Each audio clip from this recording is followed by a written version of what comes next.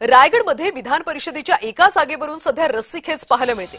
शिवसेना राष्ट्रवादी आमने सामने येण्याची शक्यता आहे। सुनील तटकरे भरत गोगावलेंचे पुत्र इच्छुक आहे। अनिकेत तटकरे आणि विकास गोगावले इच्छुक असल्याची माहिती मिळते। पालकमंत्रीपद गोगावलेंना विधान परिषदेवर अनिकेत तटकरे जाणार का, आता हे पाहणं अतिशय महत्त्वाचं आहे। अनिकेत तटकरे आणि विकास गोगावले विधान परिषदेसाठी इच्छुक असल्याची माहिती मिळते, त्यामुळे सध्या रस्सीखेच मिळते।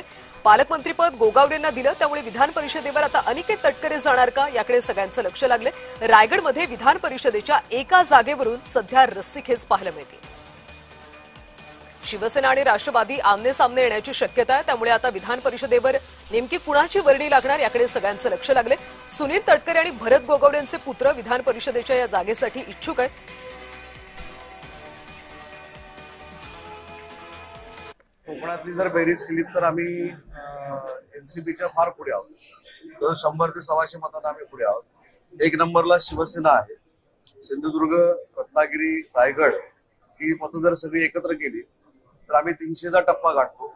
आमच्या मागोमाग भारतीय जनता पार्टी आहे आणि त्याच्या मागे राष्ट्रवादी काँग्रेस पार्टी आहे। त्याच्यामुळे आता 100% आम्ही कार्यकर्ता म्हणून आमची भूमिका हीच राहणार आहे की बाबा संख्या आमची जास्त आहे, त्याच्यामुळे जागा ही आम्हाला मिळाली पाहिजे।